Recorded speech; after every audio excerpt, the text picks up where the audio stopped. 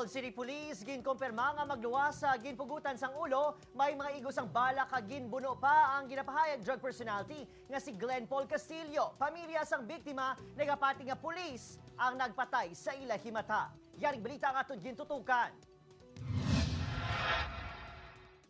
Sa exclusive interview sa GMA Regional TV kay May Castillo Monghe, utod sa nasapuan patay nga si Glenn Paul Castillo, ginapahayag sini nga kapulisan ang sa likod sa kamatayon sang iya utod. Kasi yung pulis na namatay, isa yun dun sa 12 tao na nang raid sa bahay ng kapatid ko.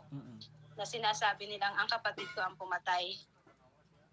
Pero hindi magagawa ng kapatid ko yun. Sana makonsensya sila sa ginawa nila sa kapatid ko. At sana, kung ano yung ginawa nila sa kapatid ko, ganun din sa ganun din yan sa pamilya nila.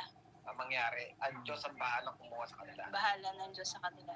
Dugang pa ni Monghe, layo sa patad ang ginapasuni nga utod sini anay patay kay Police Staff Sergeant Joseph Nepomuceno. Suno sa iya, magluwas nga pinapalang kaadlaw nga nahiluay sa presyuhan si Castillo, wala kuno sa karakter sini nga mangin isa ka hitman. At saka kung ginawa niya kung pinatay niya yung pulis nung araw na yon, siguro umalis na siya doon.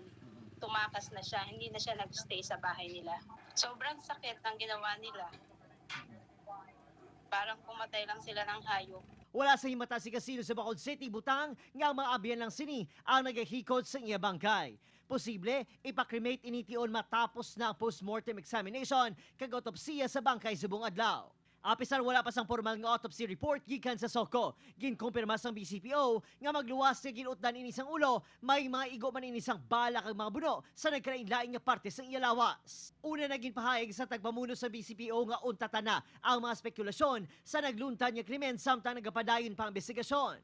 Sa subong wala ta informations nga connected ang duha ka pagpatay kay ginbestigaran taman kay bala si bala diversionary tactics man sa kontra niya or sa gapapatay sa iya nga dira ihaboy para ma-twist ang investigasyon or mapatalang ang aton investigasyon. Samtang matapos ginmando ni PNP Chief General Guillermo Elezar ang madasig nga pag-imbestiga sa kaso sa ginpatay nga pulis, isa ka Special Investigation Task Group ang gintukod sa BCPO. Then sige pa man aton coordinations man sa iban nga establishment kag barangays nga may mga CCTV para makabulig identify sa duha ka mga suspetsado nga gatiro sa iya. Hatagan man si Nepomuceno sang posthumous honors sa serbisyo kag multi-million drug recovery sang buhi pa.